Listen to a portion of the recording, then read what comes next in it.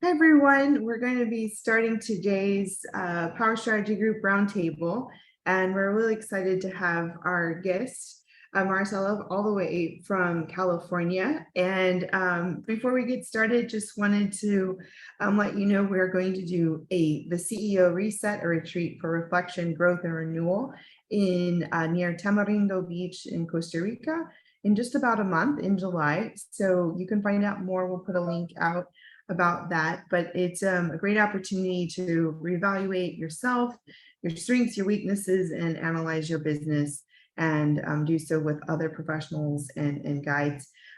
So I'm really looking forward to it, and I know it's just around the corner, but we weren't able to travel for so long, and then now here we're able to do so and have a chance to go do these retreats that otherwise we weren't able to do in person. So another thing is that we're going to have another Power Strategy Group presentation on July 26th about a senior legal assistant's perspective on small business law practice.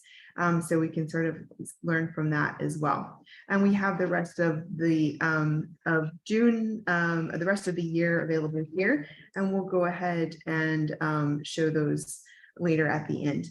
But you know what, Maricela and I met a long time ago. I don't remember when it was. I think it was maybe a decade or so when we were on a panel together.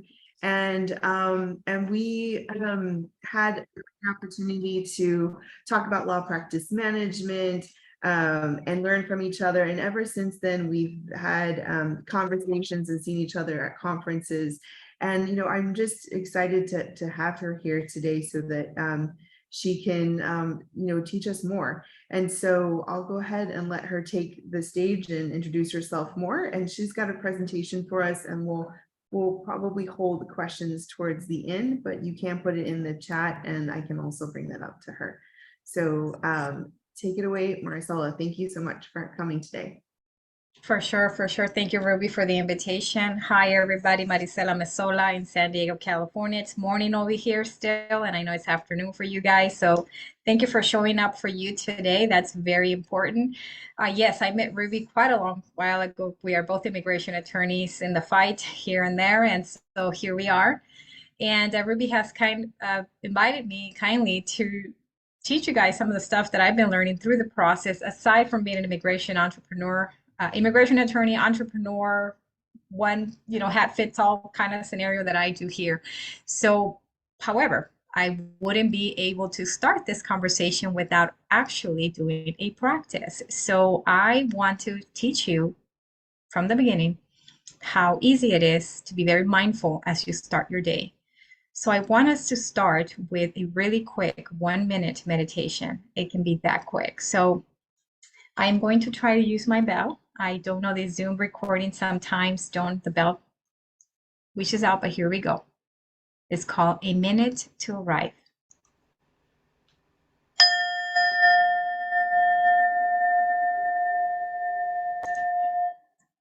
So place your feet on the floor and lengthen your spine. And as you arrive at your seat, close your eyes if that feels comfortable. Otherwise, just softly lower your gaze. And as you do that, you take a deep breath in through your nose and a deep breath out through your mouth.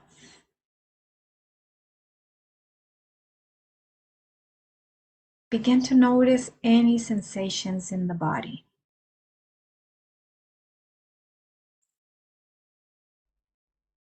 Notice the internal weather patterns. Noticing, how do I feel right now? And as you do that, set an intention for today's meeting. Who will I choose to show up as? How much space am I willing to open?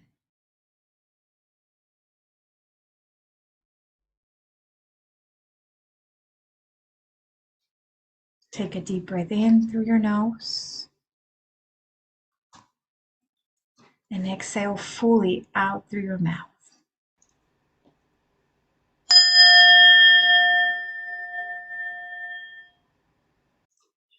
And sometimes that's all we need, a minute to put ourselves back together. The breath is one of the most important things in our life. Without it, we truly cannot survive more than 2-3 minutes. But it is the one thing we always forget. It's so natural. But that is the one thing that I always want to remind you. Come back to your breath. In those moments where everything seems like it's falling apart, you must step back and take a breath. And trust me, it will work. So I want to address today, obviously, the title of the conversation here is, self-care and mental well-being in running your firm. And I'm coming at it from the perspective of the leader as running the firm. But the leadership also involves the lead paralegal, the lead receptionist, right? Anybody who's in a leadership position that has other people that are looking at them, they're looking at us. So I want to talk about how we as leaders have to embody within ourselves how to be the best we can be.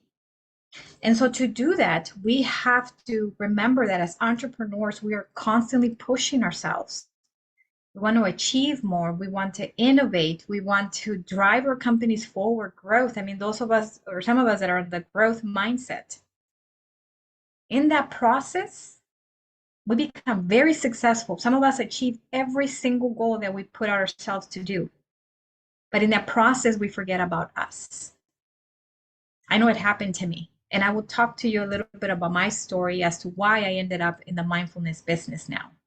So I opened a side business called Detente that now talks, goes into law firms and does presentations similar to this to try to get people to understand that as in the legal profession, which is the angle that I'm coming in at, and even in every profession, there's certain things that we have to do to accomplish, or we're never going to be out of the burnout phase. We all know what happened in the pandemic, right? It shared a glaring spotlight as to us and help us rethink and reshape the way we work. The way we were doing business wasn't working out. In the pandemic, the 2-week break that we had, 2 week, right? It ended up being 3 years, really showed us, wait a minute, there's the different way to practice law for us, a different way to run your business. It forced a lot of us to go into the cloud. I'm one of them. I was resistant of the cloud for a long time. It forced all of us to do that, and it really turned the business, right? So how do we stay there? And how do we continue to elevate from there? Because there's no turning back. I don't read my books backwards, right? I don't go back. So we have to push forward. So how do we do that? We cannot continue the path that we were on before without truly taking care of us first. Okay? We have to address burnout. So burnout and compassion fatigue come hand in hand. So compassion fatigue consists of 2 parts, right? It's that burnout, which is the physical, psychological term referring to like general exhaustion, lack of interest, lack of motivation, and we just don't care about our work anymore. It's not rewarding anymore, right? And the compassion fatigue is tied into vicarious trauma, right? So when we put both of them together, it's sort of like it's these feelings of hopelessness that one's work is having little to no impact, no positive impact. Even those cases that we do win or the great work that we do for our companies or get overshadowed immediately by just one denial of a case or just, anything negative. And you could have won 10 cases, but one you lost, and that's enough to just ruin the rest of the week for you. And the reality is because we're not taking care of us and really focusing and aligning to what really matters in this point, and that is taking care of us. Just remember, every time we get on a plane, what happens? They tell us, put your mask on first, because that's the only way you can help others. So it's no different when we're running our enterprises, when we're running our businesses. We have to take care of us first, because if we go down, the entire team is going to suffer, right? At least for me, I'm a solo practitioner. I have 5 paralegals on staff, a manager, and myself. If something happens to me, I have a backup attorney, clearly, right? But the idea, something happens to me and I have to shut down my business, then what? Not only do I lose my livelihood, I just unemployed 5 people, right? So self-care is truly, truly important. And a lot of us just throw the word out there. Do you really know what that means? there is no one size fits all. And I think that's the most crucial part here is understanding that not everything works for me. I am my own individual person, and therefore you have to pick and choose what works for you. I mean, you can Google, you can chat GPT right now. What does self-care look like for me, right? Or what is self-care, right? And so all these ideas are going to come through, and then you're only going to agitate yourself one more time. Oh my God, I'm not doing this. No, you just grab what works for you. So today I want to teach you some tools of what worked for me. But before I get there, I want to give you a little bit of my background so you understand where I'm coming from. So I've been a practicing attorney for 15 years, an immigration lawyer for 13 of those 15. Before that, I was a family law attorney. I opened my own firm 13 years ago and everything is running smoothly, everything is great, right? But then we do immigration. And so depending on who's president and the policies that are current, it depends how stressful my practice is going to be. And we know what happens when there's just an onslaught of just cases and policies are not moving in a very positive way. So for me, I was just go getter, go. More cases, more clients. More than anything, my goal has always been to educate my community. And so I was volunteering. I was out there doing all your rights consultations and presentations for free throughout the entire San Diego County. And I was doing it in the afternoons, on my weekends, and I was figuring out ways to fit work. More and more people needed consultations with me. I had less and less time in my regular 8 to 5 calendar to fit them in. So I would make the exception and have a 5 o'clock, 6 o'clock, 8 o'clock. And then I realized I was so burned out. Really, when COVID hit, those, for us in California, we were the first state to shut down. I remember it was a Thursday, March 19th, I think is the day. And I remember just the weekend before, I had just gone home and we had heard what was going on with COVID and nobody really knew what it was. And I just remember thinking that Friday before the week that the California shut down, I just went home and my face plowed down on my bed and I just said, I'm done. I really just need a little break. But the courts and the policies every Friday, it just seemed like something new was coming. And I had not realized how much I had been carrying and how drained I was. And honestly, for us lawyers to admit to some vulnerabilities like that, it's really complicated, especially admitting it to your team, because then they're going to look at you weird, or you think, because you're making assumptions. These, thoughts are going to your head, right? That you start from, oh no, they're going to think I'm crazy. They're going to jump ship. They're going to go with another firm, and I'm going to stay without a team, right? More than anything, I can't reach out to my colleagues either because they're not going to refer any more cases to me, right? Because they're going to think I'm not okay. So I can't open up over there. Oh, wait, I can't even go to a therapist either because, oh my God, what if I say something that's going to trigger her to report me to the bar, even though this is not true? But you start creating these stories in your head as to why you cannot reach out for help. And then it's just all inside and it stays there and it bottles and it bottles. And that's what happened to me until I couldn't take it anymore.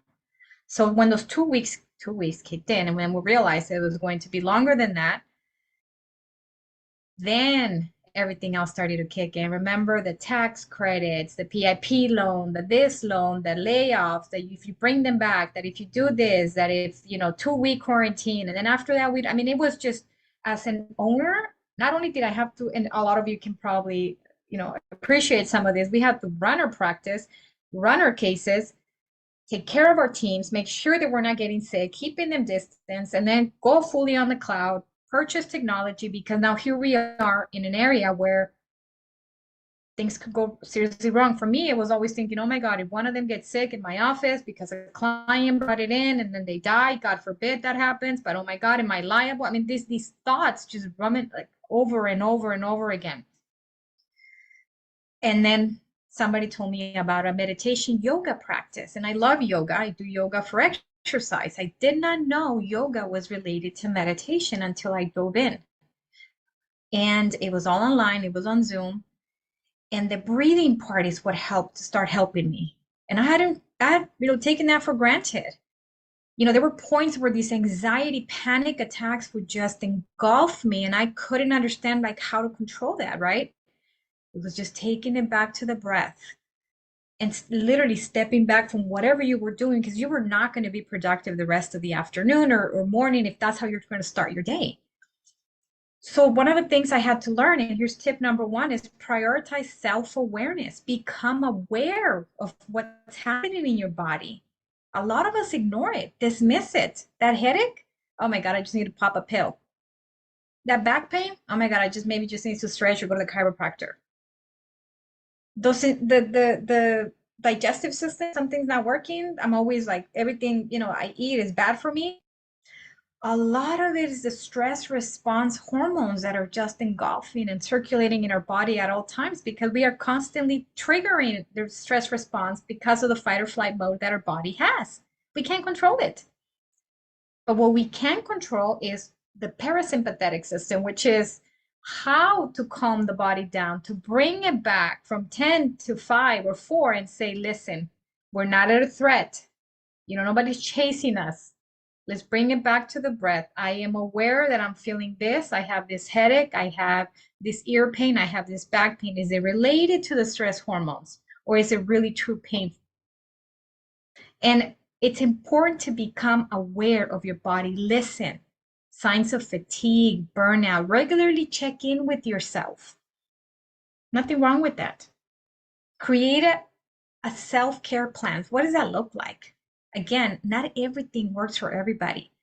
I am talking about areas as sleep, period, rest. Seriously, that's a mindful way of nurturing your body. True rest. Computers off, phones off, maybe even in another room, alarms off, everything. Complete Zen rest. Okay? Meditation. A lot of us stay away from meditation because it scares us to be silent with our thoughts, right? Well, guess what? Our brains are made to think. That's exactly the purpose they came to Earth with us, right? So this notion that we're going to shut it down is impossible. And silent meditation doesn't work for everybody. I tell you, I can guarantee you that I don't do silent meditations. My practice now consists of a daily morning 5 to 10 minute meditation, guided, not just completely silent, and with a little bit of soft music in the background. I cannot be in complete silence because that silence really distracts me. Meditation is keeping focus on the breath. For me, is not only the breath, but that sound, background sound in the music. Just bring it back. And when my thoughts start spinning out, bring it back to the breath and that sound in the background. And it helps. Again, I created that for me. That's what meditation works for me. You have to find activities that bring you joy, cause you a lot of joy. And so it could be exercise. And exercise is a word that a lot of us right away freak out. Oh, no, my God, I hate the gym. No, exercise, any movement. So yoga, Tai Chi, Qigong, like just any movement that really just helps the energy flow in your body. Hobbies, my God, who can raise their hand and tell me what your favorite hobby is? I don't even have a hobby. I mean, seriously, we're adults. We need to have hobbies, not just kids. It's a reminder that we lost ourselves somewhere along the path. So remember that thing that cost you a lot of joy, create that hobby and bring it back. Experiment with what works for you. Meditation, walking, listening to music, concerts. My God, I hadn't realized how much fun one can have at a concert when the music is just blaring and all of a sudden you feel like this rush of energy in your body. Guess what? That's a moment of awe. Your body is saying, yes, this is what we need. Even reading. When was the last time, raise your hand if last time you read a fun book, not a legal book or a book related to your business, a truly fiction or just a fun book. I love reading. And I couldn't find the time. Now, right now I have this practice that I do every morning, every Monday, and then every other morning. And I'll explain that to you what that is. But I have one of my habits that I want to create is read an hour a day, at least. You know where we find that hour? At night when we grab our phones and we're trying to catch up on social media. That's the hour that you need to read that book, if that's what you like to do. Practice mindfulness on daily activities. So, I mean, truly, what is mindfulness, right? That word is just thrown everywhere these days, right? But it's been in existence for a while.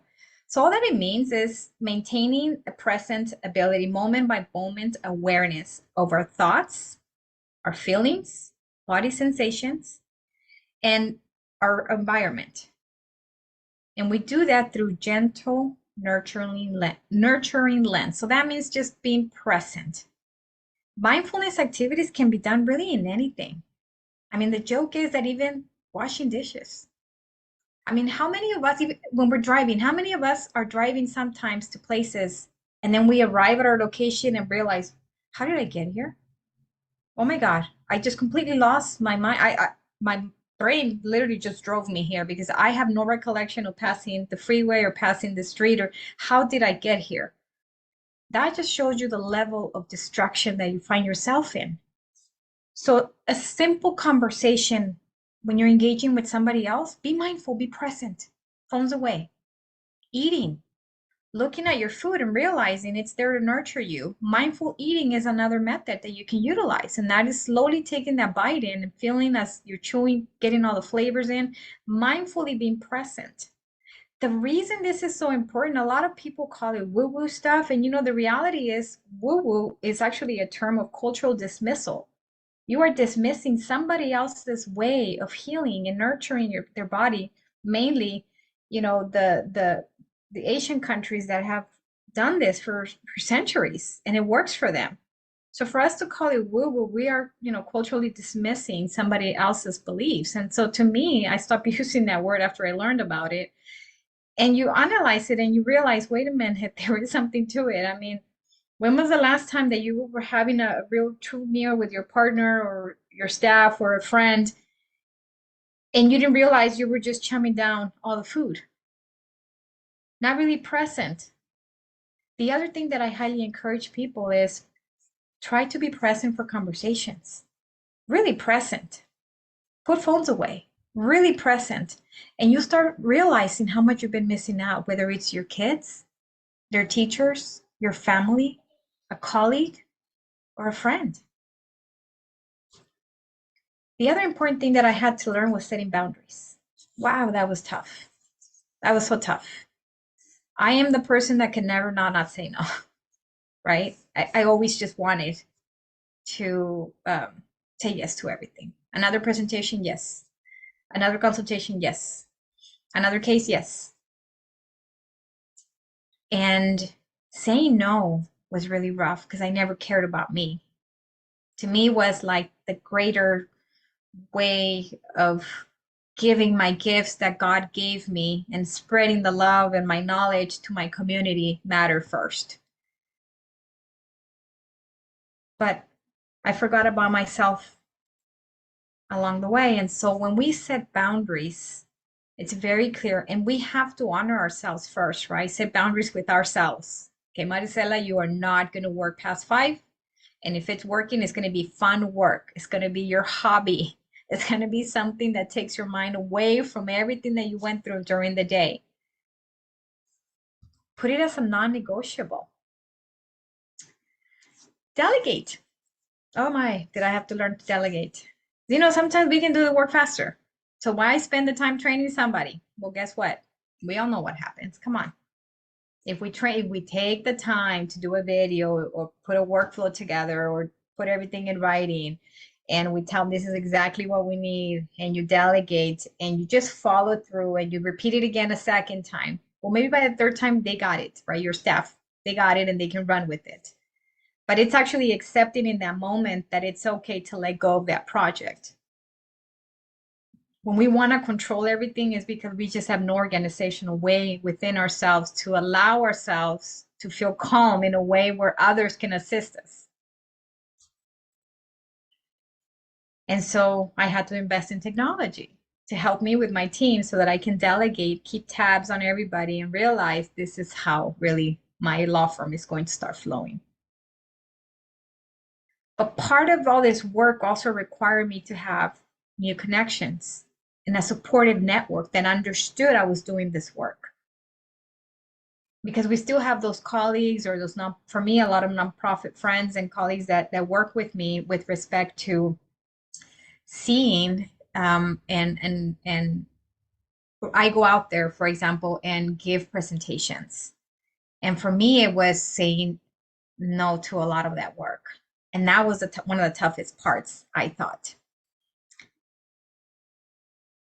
But once they started seeing what I was doing and why I needed to take care of myself, they understood. For me to vocalize to some of these directors and these nonprofits what I was going through was really tough. But I picked and chose who I thought would be supportive to me. And I was amazed to see that they were also going through something like that. And I was able to help them with my meditation practice and teaching them some of the stuff that I was already doing.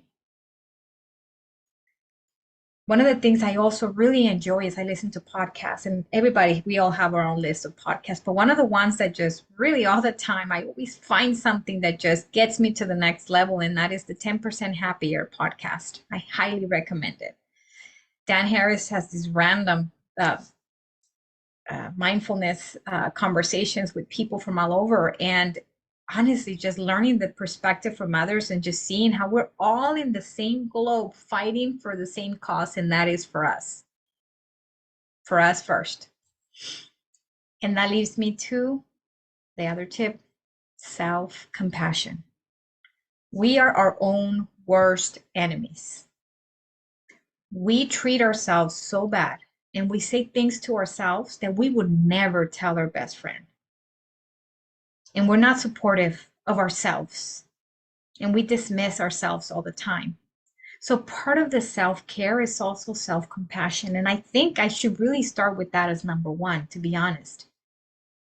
Because when you don't love yourself first, then you don't matter. Can you imagine, how do you demonstrate love to others if you don't love yourself first? You cannot pour from an empty cup. We all heard that. But I want to give you a new tip. Even when that cup is full, you can only pour with what's spilling over. That's the only thing you share. Because you need to be full all the time. So always remember that. Do I have extra to share? Because I'm full. I'm not halfway, I'm full. Do I have extra to share? It's going to be tough. To this day, I'm still practicing that. So it's not something that we can just turn on the switch and off. But you have to start with small, realistic goals, right? So for me, for example, one of my things that I love is coffee. I mean coffee. I am a coffee drinker. And so what did I do? I went in myself and I bought myself an espresso machine. It's expensive. And every morning when I'm making that coffee and that smell is coming, I'm just mindfully there, aware. And I take 30 minutes every morning to drink that coffee. Whereas before, I would make it on a French press in a big jug of coffee, cover it up and run to the office, because for some reason in my mind, I had to be in my office by 8:30 no matter what. And now it's more literally, I stop and smell my coffee every morning. And that brings so much joy. It's my next goal is to incorporate another half hour and at least grab my favorite book, non-law related, and just start reading. So my coffee and my book, and be able to do that. During the pandemic, I was able to establish a lot of this time, but we kind of had that time. And I really enjoyed that practice. But when things started to get busier again, the only thing I could do was the coffee part now. So the reading is gone. But I did catch myself in the last couple of weeks. I've been keeping track. Where do I have space time? And that is at night when I'm getting ready to go to bed and I grab my phone and start catching up on social media. So if I can stop that practice myself as well, that's the time that I need to read my book, which brings me a lot of joy. And again, that's the only thing that works for me. Meditation, yoga, my coffee, and reading. The other part is nature. I hadn't realized how much I love to be in nature. And I think we all humans, in a way, appreciate nature differently. For me, there are certain places where I can just stand in the corner of the lake or whatever location I'm at and just be in total awe of what's in front of me. Awe is another mindfulness practice. It's that feeling that you get, your body just with this energy and you feel it reverberating through your body. It's kind of like when I went to that concert. Same feeling, right? And it's your body releasing a lot of the happy hormones. And that feeling stays with you for days.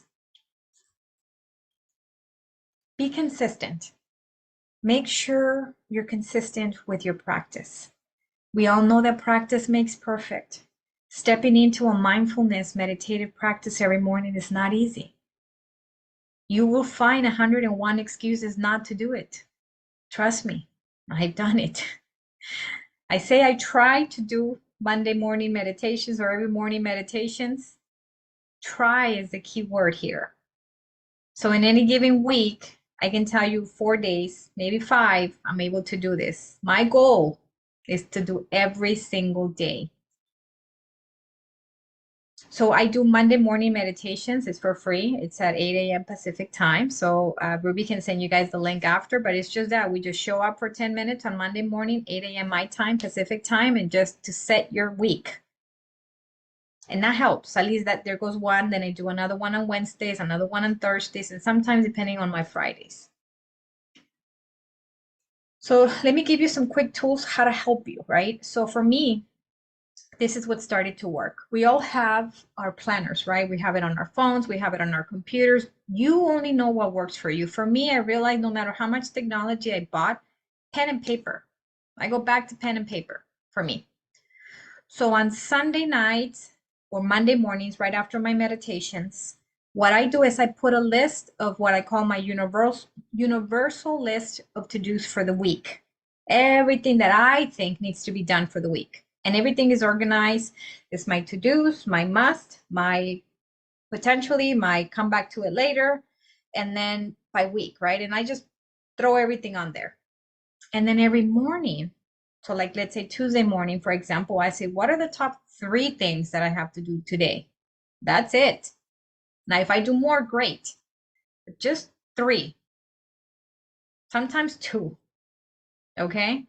And so what you do is you just grab those 2. So if it's a motion you have to draft, or if it's, a meeting that you have to have with a complicated client, or whatever the case might be, my top 3 for the day. So once you accomplish that, you feel accomplished for the rest of the day, and you feel with the energy, I can do one more from that ever-ending to-do list, right? Next day, same thing, top 3. And this usually, I encourage you to do it right after your meditation. And you can start with the 5-minute meditation. My goodness, you saw our 1-minute meditation as we started this meeting. So just meditate first, bring it to the body, understand it here, leave it here, and then open your eyes. And what are my top 3 for this week? That's it. So again, I do this on paper because I have all these calendars and flags everywhere, and it doesn't work. I need it on paper. In fact, right before I got onto this meeting, I did my meditation, and then I selected my top 3 that I am going to accomplish. As soon as I'm done with this, I'll have, 1 accomplished, which is this meeting. And then I have just 2 more left for the day. So if I do more, then I'm an overachiever at that point, and I feel great at the end of the day. One of the most common misconceptions is multitasking. Don't multitask. It does not work. Our brains are not wired to do 2 things at the same time, regardless of what anybody ever told you, any job you ever held that said multitasking is a must. I have this great book that I read. It's called Peak Mind by Dr. Amishi Ha. Wow, it just changed my perspective and realizing that now I even encourage my team, do not multitask. And when I hear them on multiple things that they're doing, is stop and grab 1 file at a time, please, because you're going to mess up. It's guaranteed, because you're going to forget one thing or another, 1 thing at a time. The other thing I started to implement is putting space in between appointments and meetings. I mean, who of us are guilty of doing back to back to back to back? And sometimes they're over Zoom or over telephone or in person, and we don't even have like 5 minutes in between to take a deep breath. You must put space in between. Even when answering your phone, you especially us, right? When I see ICE or DHS, right away, instead of, hold on, let me breathe.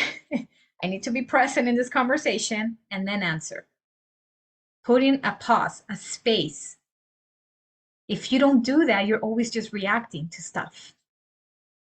And that leads you to a place of a lot of stress, especially those conversations, a phone call, for example, that you're about to receive that you've been waiting for. For me, I try to put 10 to 15 minutes in between appointments, because I want to finish writing my notes. I want to go grab some water, or sometimes respect my lunch break. Sometimes actually take my lunch. Now, not every day can be the same, right? Like yesterday, I was at an interview for 3 hours, came to the office at 12:58 and I had a 1 p.m. So I had 2 minutes to eat. No, I did not. I had my team call my client and said, the attorney's running 10 minutes late. And that's okay. I would never do this before because I would never jeopardize their time, right? Because their time is important and valuable. Well, so is mine. Take breaks, lots of breaks, lots and lots of breaks. Take vacation, true vacation, really unplug. Go to retreats like the one Ruby's going to offer. They do really help to bring it all down for you, to keep you present and here with everything that matters. And like I said earlier, say no. Learn how to say no. Say no a lot and be okay with it. Don't feel guilty. One of the things I ask myself is this activity that I'm about to say yes, is it fulfilling? Is it joyful? Is it growing my business if I'm in the mode of growing my business? Is it for me right now? So ask these questions. Chances are, if it's not a good thing for you at the moment, you'll know. And you can say no and not feel guilty because that's what gets us, the guilt. Okay?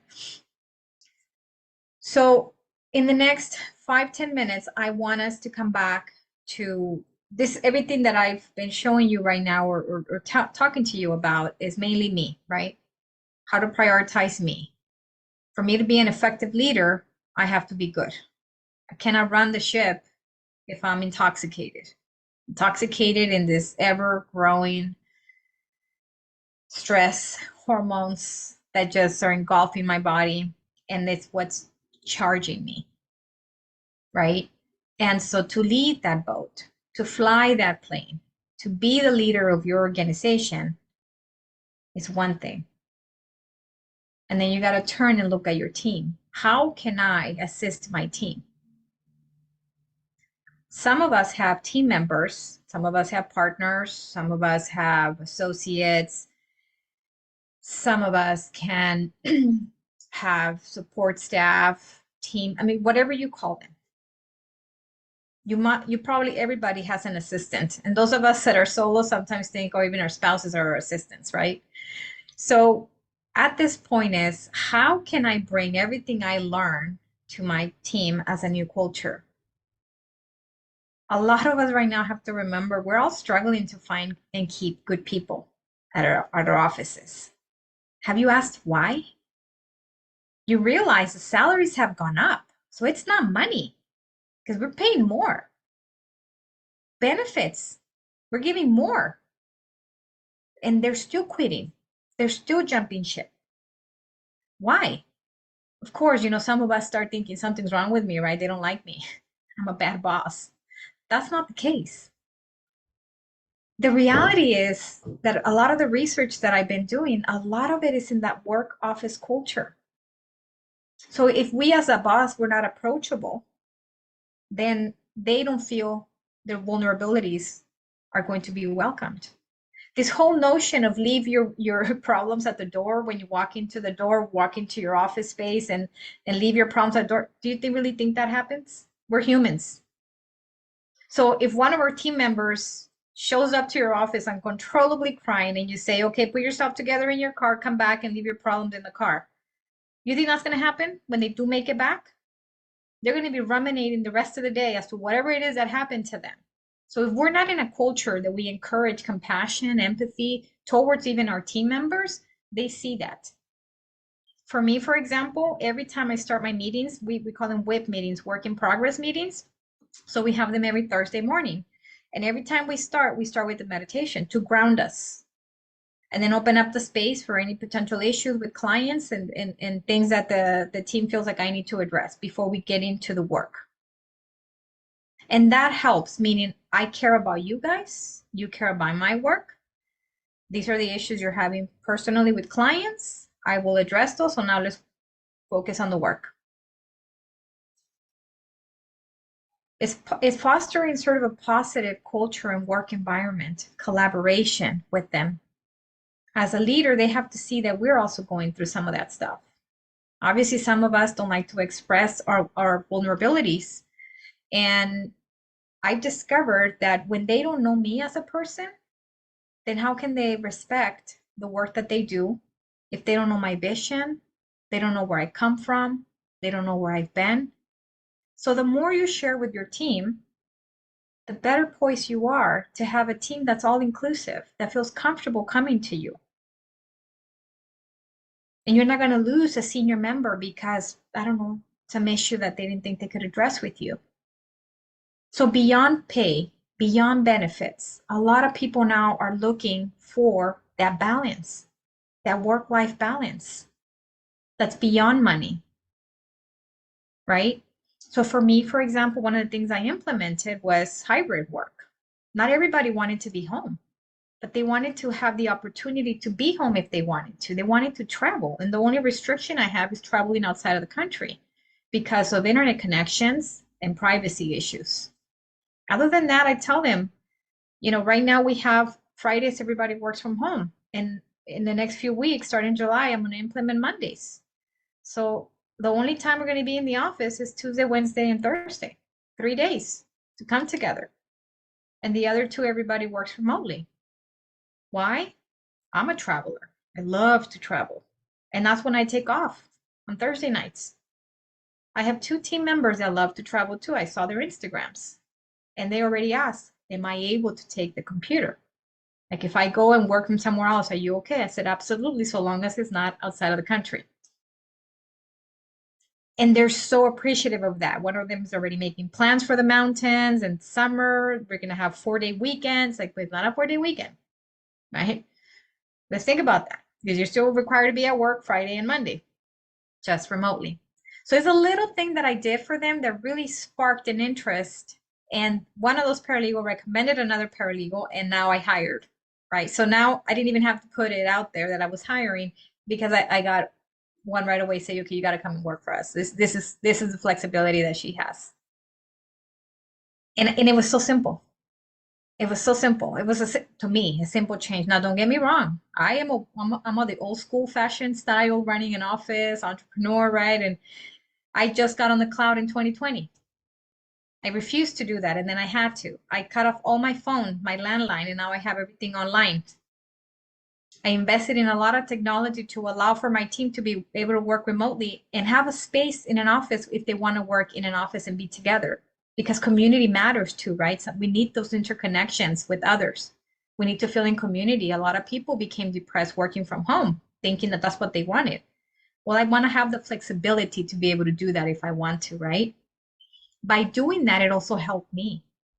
I have realized not too long ago that I don't like Mondays. Mondays are packed for me. So how can I have a very zen weekend and then start with my anxiety on Monday morning because my calendar is packed? So I'm changing that. No more appointments on Mondays, Thursdays, and Fridays. All my appointments are going to be Tuesdays and Wednesdays, which is when I have more energy and I feel I can create more. Again, that works for me. Only you know what works for you. I'm a night person, I'm an evening person. So a lot of my creativity sparks in the evening after 1. Mornings to me, it's more relaxed time, more to get me going. So knowing that, I might change my work hours because they work for me. So my work hours could be from 1 to 7 p.m. because that works for me. Nobody out there is telling us we can't push the boundaries of what a workday looks like for you. Only you know what works and what matters. So thank you so much for listening and coming today, showing up for you. I truly appreciate it. And we have some time. I believe Ruby has some announcements and then any questions. I haven't been able to follow up with the chat. I apologize. So I'll start looking at that right now and see if you guys have any questions. Wow, Marcela, that was amazing. I some of them are just my little notes of books that I was inspired to mention, or I put links to the book you or podcast you were suggesting, and Sheila just wrote something nice and asking you to speak on something similar to the DC chapter. So that's awesome. So I mean, you really brought a lot of the things we might have heard at some point all together in one place, and just we need to hear and we need to put in place. And when you said try, it's good to have this reminder. It's good to know that even you who's doing this so much, it's still a struggle to be able to do this on a regular basis, and just the impact it's had on your life and your profession. And definitely inspired, because I feel the same way, and it's good to hear what other people have been able to do. Well, anybody, I want to open up to any questions, and if anybody wants to unmute themselves, or if you want to put a question in the chat, just wanted to remind you that we have the CEO Reset, a retreat for reflection, growth, and renewal. It's going to be July 19, 2022. This in just about a month near Tamarindo Beach, Costa Rica. So you can fly into Liberia, and it's only about an hour and a half ride from there to the beach. And we're going to have like an Airbnb rental. We're going to have a reflection the first day and a half about ourselves. And so a lot of some of the things that Maricela was talking about, and just giving ourselves that space for pause. And then the second half, we're going to do a review of our businesses, and sort of do a deep dive where we can see where we can improve and focus. And this is a combination of some of my retreats in the past between 2020 and recently, but we're adding more of the self-care and self-reflection component, which is also why I was really excited to have Maricela here today. And then in July, we're going to have a PSG webinar about a senior paralegal's perspective. So hearing from a different perspective on like how things could be done better, or common mistakes that they've seen in law firms. And then we are going to have a session on time management in August, project management in September, human resources, and we've got more jazzy titles, and we're confirming the speakers, but these are some of what we have, the dates we have for the rest of the year. So I think, let's see, we've got some, anybody have any questions for Maricela? Let me chime in here real quick. Sheila, you pointed something out that you believe a lot of people didn't show up today. They would have, because again, they don't find the time. And you know what? It does not surprise me that there's not a lot of people that show up, because I never showed up. I was like, oh gosh, no, it's not a CLE. Am I going to get CLE credit? If not, I'm not interested in wasting my hour in that, right? My lunch hours for some of us. So the reality is, Sheila, you're here, and you now get to spread the seeds. My job is to spread the seeds to as many lawyers, and eventually bring one, and that person will eventually bring another, and so on and so forth, until all of us realize that this is not wasting time. Is investing time in ourselves, right? So all of us that are here today, the goal is for you guys to spread the seeds and plant it, and have at least one person join you at a next event that you see that it's a mindfulness event, and just have them sit there and listen. Because that's all that it took for me to show up during COVID to one session and say, wait a minute, they're talking my language. What's going on here, right? And that sparked my interest to do the rest.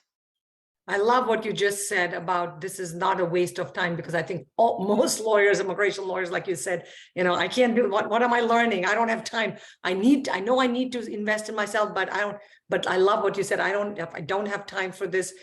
This is not a waste of time, because you're investing in yourself, which will then yield 100 times better results. But you need to stop and think to be able to do that. Correct. The luxury. So it's a little bit like the chicken and the egg, which comes first, and how do you make people realize how important this is? And like you said, we have over 1,000 people. We had I thought a pretty good showing for Ruby's talk, similar, about thinking big picture, being the creative supervisor or boss, thinking outside the box. But a lot of people don't think it's important. I mean, lawyers don't want to, it's like we know we need it. It's like exercise. We know we need it, but we don't do it, right? Right. And I think Ruby mentioned, or Rebecca mentioned, that these are recorded, and then she eventually puts them up on a platform. And maybe that's what you need to start pointing out to people, like, hey, just listen to this, right? I think it's also our bar associations, it's incumbent upon them to make it mandatory to listen to at least one session per year. because I think a lot of us, at least for me, I mean, I'm 15 years in, and it's as of 2 years ago is when I started to get in this practice because I needed the help. Why did I have to get there? Right? So a lot of this work right now is actually being infused into the law schools already so that they start at that level, right? And then when we come out of law school, to be able to know and understand that, hey, there's this whole world called mindfulness. Let me make sure I'm tapping and continue to tap into that as I continue to grow and work in my profession so that I can stay longer in my profession in a healthy and safe environment that I've created and nurtured for me. And I think that's the key, right? That we just, the legal profession is just not set up in a way for us to care for ourselves. So No, it's up to us to make those changes. no, I agree. And I think there's sort of a trend in changing that because I spoke on a panel for a mindfulness law class at U of H Law. I know another, an author who's got a book about like the emotional intelligence as lawyers and sort of the same conversation. And I think that, with the pandemic and just the new generation, I think that we're going to be in a different space. And so, we're sort of at the innovation tip, if you will, and then maybe some of the other firms are going to, and business owners are going to get there. I think we should celebrate the wins, like with some of those incremental changes, sort of like the Atomic Habits or whatever, just little changes, because then it can trigger to bigger changes. So I've been more into gardening. The pandemic helped me do that. And I brought a garden to my new office space. So that makes me get out away from the, in between consultations, I'll go and water and garden. And then also, I've been trying to walk this last week before 8 a.m. before the hot, humid Texas sun starts showing.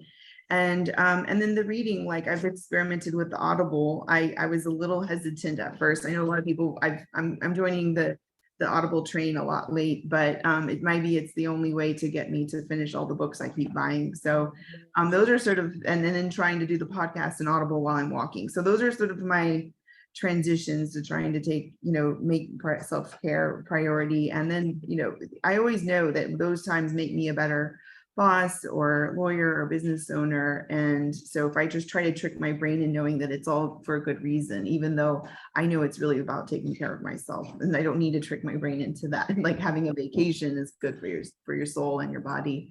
And another great book I wanted to do a shout out is called Outlive. And I'm still like, maybe in chapter 3 or whatever, but it's talking a lot about the way we live and how we could live longer and be healthier, and not just about longer, but have that quality of life if we were to take care of ourselves. And I think it's a combination of listening to your body, like Maricela was mentioning, and the mindful eating and just a lot of those things that we don't seem to make a priority in the United States culture. It seems like it's more of a priority in other cultures that I've lived in other countries, that pause and that not working 24/7. But anyway, anybody else want to share some of their wins and successes in this space? So I'm sort of married to a Zen Buddhist monk, a living epitome of that. And so I'm always asked, and clearly I must be really slow and really dumb because I've been with him 35 years and it's like, little incremental marginal changes. A lot of what you say, just enjoy sort of. So we're finally going to travel to Japan, something that's been on we've visited before, but like a lengthy, for most of July, we're out of the country. And it's because he just likes the Japanese tea ceremony where they take forever just to sip. It's that very Zen, meditative, enjoy. And it's like so opposite of what my lawyer brain, it's like, drink it, gulp it down. What Maricela was saying, have your coffee, run out the door instead of just enjoying it. And so while you were describing it, I thought, oh, that sounds lovely.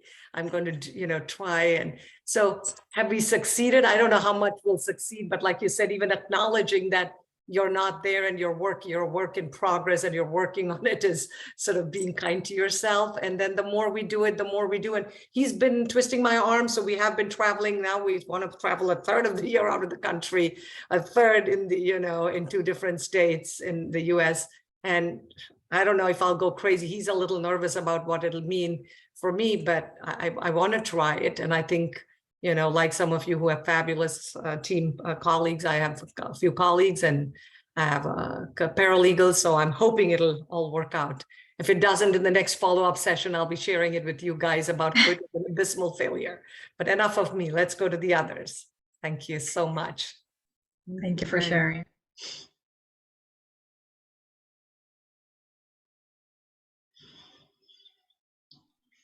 By the way, I wanted to ask you, Ruby, is that photo of Rebecca or is that your photo? Where? On her screen, Oh, Rebecca. it might be. Oh no, that's Ruby.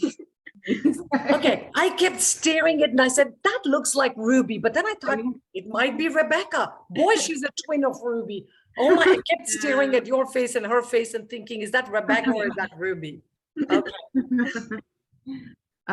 Does anybody want to share before we close up? I'm just really glad that we gave this time of space. And I mean, even that 1 minute meditation just really, I think, helped open up the space. And I like that you opened some of your meetings with that. I think that was another takeaway. And you know, because a lot of it's like, what's the purpose of this meeting? What are we going to accomplish? You know, but you're like, okay, let's calm down for a second and let's be mindful of our surroundings and our goals. And we got maybe 1 or 2 minutes. Does anybody want to share a something they took away from the presentation or a win and help encourage us? I thought the takeaway, what you just said about breathing, the meditation, maybe it's a great way to start meetings. I was thinking the same thing. Thank you, Maricela.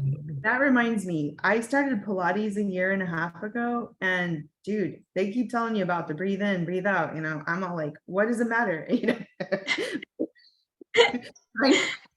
I know it matters, but my first impression was, why do you care whether I'm breathing in or breathing out?